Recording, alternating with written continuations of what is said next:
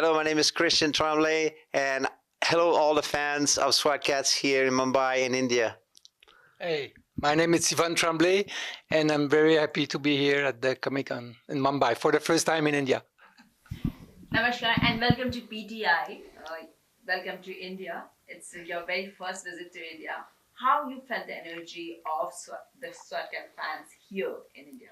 It's been outstanding. First of all, it's really heartwarming to meet everyone in the story. They tell us how it did influence their youth, coming back from school and rushing to watch those stories mean so much to us because we knew there was a lot of fans in India, but when we actually hear and meet with them and discuss and see their reactions in their face, it makes our heart like you're incredibly humble, but also incredibly happy if we were a small contribution of their youth, and meeting with them is just extraordinary. What was your expectation before coming to India? Do you have any kind of expectation or do you have any preconceived notion?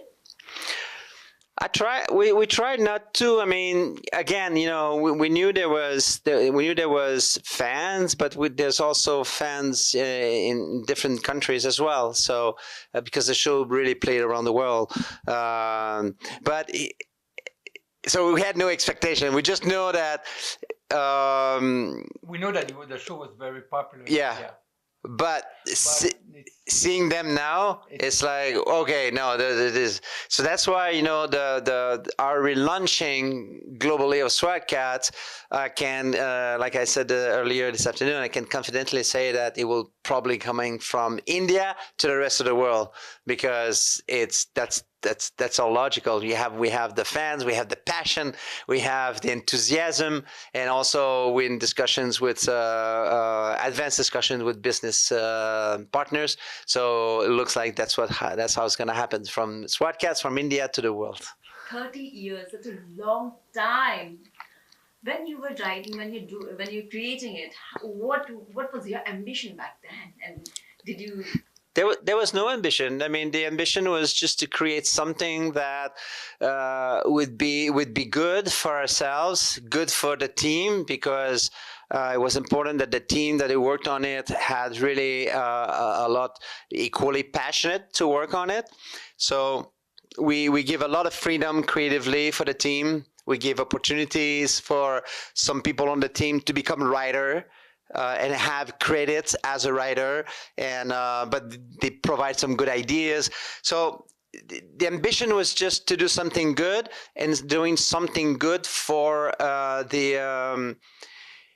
we didn't say the fans back then. We were just like, it just needs to be good for the people who's going to see it. That's how basically we say it. And then the rest, you can't forecast anything. You can't predict anything. It's just we just need to do it well, bring the team, and then the rest it's up to. At that time, there was no executive.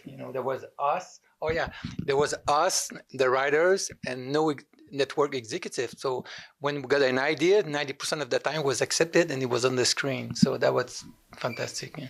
And how you guys divide your work? I mean, is there any time that you guys will not agree and something happened? But did it ever happen to you guys? No, it does. It does.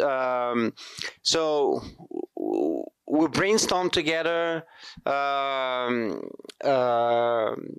and I do a lot of the sketches because I like to brainstorm with sketches because that's how it inspires, and then show our brother the sketches. He come up with ideas, and then the writer. The great thing about the production of SWAT Kats is that it was done at Hanna-Barbera Studio, so it's a very iconic studio to start with. So we're extremely blessed to be working there, and then they provided us with a big office for both of us. But the cool thing is that the writer was right next to us in his office, and he's the head writer. So I cannot have to give so much credit to Glenn Leopold, which is our story editor, and some of the other writers as well, like Lance Falk and all those guys.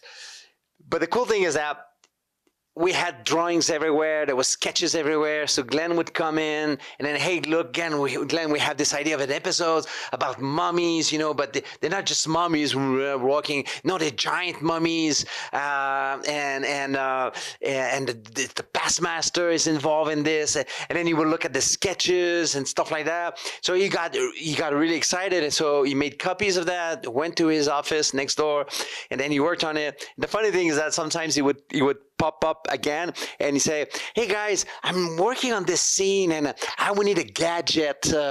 Can you come up with a gadget that would do this? Say, oh, okay. So we were brainstorming, thinking, and did some sketches. And hey, Glenn, look, we have. So it was really extraordinary.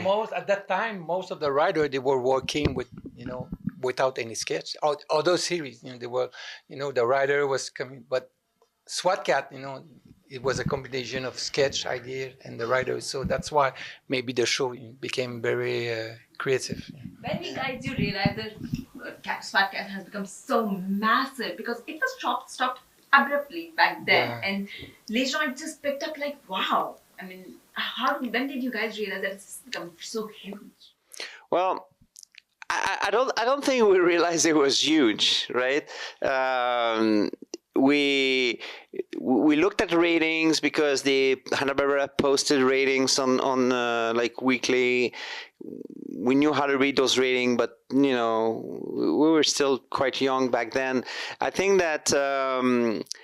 But at the end of the show, remember they said if you have any comment, the people send us comment and we receive a lot of. Yes, it's true. Yeah, that's true. That's a good thing. So so what they did is that at the end of each episode, I don't know if you had that, if they cut that part in India, but for us everywhere.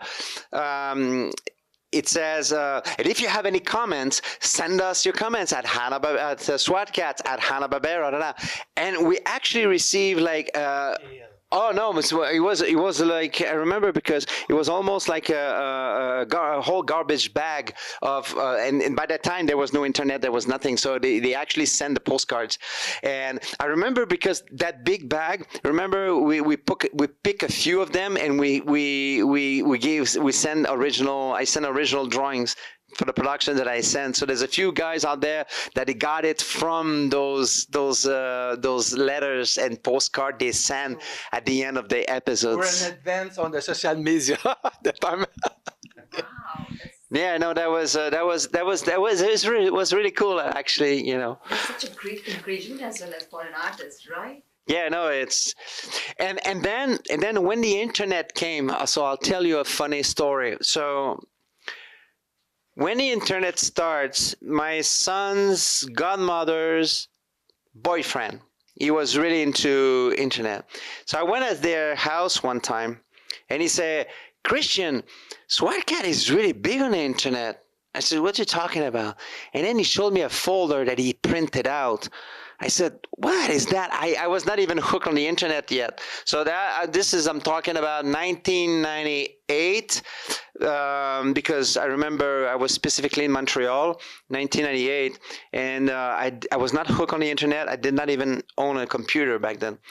And he showed me that. I said, okay, that's weird. Good weird. But yeah, this is where, and then, when we got hooked on the internet and we saw, but every time I speak with somebody, and I tell them, we're the creator of SWAT Kats. What do you do? And I creator of SWAT Kats. And I said, well, just Google SWAT Kats and go images, go fit Google images, SWAT Kats. And it's cool forever. And it's all fan art and stuff like that. And that is cool. That is really, really cool, actually. You guys have given your blood, sweat to SWAT Kat. Now you're reviving it. What people can expect, what fans can expect from it. And how long did you have to wait? Look, it's been a long road. And because there was the roadblocks that we managed, to fix. So since a couple of months ago, now we're full force. So content, official merchandise based on the classic, things like that. All right, and comic books for new stories, games, obviously televisions and beyond. There won't be any. There's no limits of what we want to achieve. And like I said, most likely from India and then to the rest of the world. We owe that to the people of India. They've been so kind of being a big fan of the show, and with the discussions we're having right now, we know this is what's going to happen. Now, a new technology, AI is also coming. So, as an artist, as a creator, and as an artist, what do you think about this, and which side you are on the discussion? Yeah, no, look, when you talk to artists, there's people who hate it, they're scared, all that stuff. I use AI. I'm not scared about it. It's like, to me, it's like, when I use Photoshops, when I use any types of technology, it's about creativity. It's how you think creatively, how you use those tools. Because look, you can have a 5-year-old kid who will go on AI, will do something, will look extraordinary, but that's not what it's about. It's how you use the creativity to reach people, to do things that will emotionally, and then, I can use this, I can use that, I can use AI, I can use Photoshops, I can use any type of tools. Or look, I do all my brainstorming today on paper I need just a big piece of paper, one black pencil, and that's how I do my things. And then I transcribe this into the computer, and I do whatever I need to do. So they're tools. They're tools, not to be scared, just to be used. It creates a lot of. It's probably one of the biggest change in one of the great change in human history, and we embrace it. Those who don't embrace it, I think they'll be left behind. Any message to our Indian fans out there? Just big thank you. It's just a huge thank you. The fact that we were a tiny part of your youth, and made you smile and made you enjoy, that is the great power of television, great power of media, and the fact that we're a little bit part of your life, tiny, it's very humble to us. So thank you again, and but stay tuned, because there's really cool stuff is going to come in. Thank you so much, and wish you all the best. We are looking forward to SWAT Kats again. Thank you. Thank you all. Thank you so much.